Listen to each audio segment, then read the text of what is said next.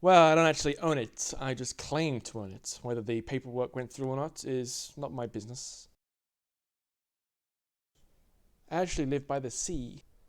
Things like mottos, mantras, or, you know,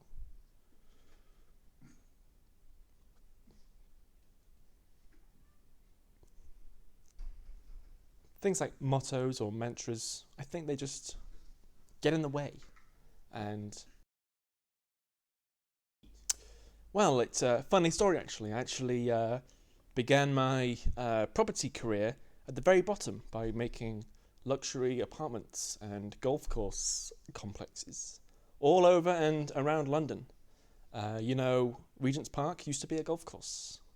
It was an illegal one, of course. I just used to dig holes. It was actually in the depths of the 2008 financial crisis that I thought I'd take a stab at the abattoir business. You see, on paper, it looked quite lucrative. And in person, it was beautiful. Abattoirs are very profitable. It's a very messy business, not because of the contents of the building, but rather the paperwork that surrounds them. You can't slaughter livestock without filling in a form. Just one form, it's far too many, I believe. To be honest, all interest in the abattoir and the meat business has all but drained from me like the blood from a cow. Well, to tell you the truth, they're not really my ideas. They're my brain's ideas. It's just I happen to be there first when I hear them. You see, the idea comes from the brain and it goes straight out of my mouth, like some sort of intelligent sick. Have I been sick before? I've been sick a few times. Maybe if I'm too drunk, or if I'm not drunk enough. Honestly, I think sometimes I'm not always fortunate enough to be the first to hear it. I see my friends in business and in family with good ideas, and I think, where'd they get them from? I think they came from my brain. It's just I wasn't there to hear it first. It's a terrible loss, but I'm also very fortunate that I have my brain. Well, I met my first wife on the killing floor of the abattoir. Where else? I went into work one day. Yeah, I do it occasionally. And I locked eyes with a beautiful woman from across the killing floor.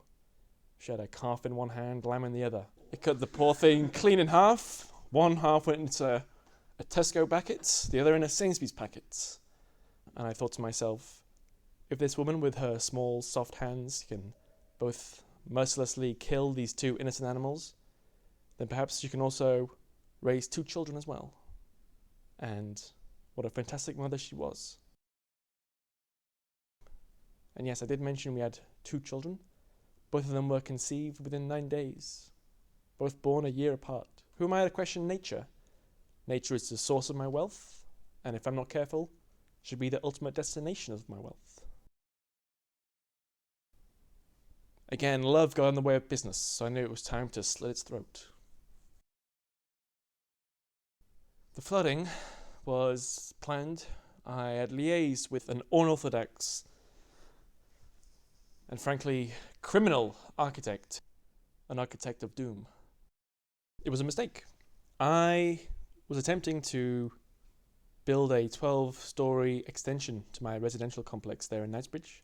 He insisted we dig down, we flood the basement. I picked up the phone, and on the other end it was a policeman. He had to tell me that there had been a number of drownings in my basement. You see, this lunatic, he just took a fire truck to the building and flooded the basement, and he drowned along with it. But unfortunately, so did my hopes and dreams that this building would ever rise again. Oh, just a single story, the roof. A thing that counts as a story. I don't know, this was all in the responsible hands of the architect, which unfortunately disappeared the next day. Sometimes when I look in the window, I think I can see his reflection screaming at me, but it could also just be me listening to my ideas from my brain.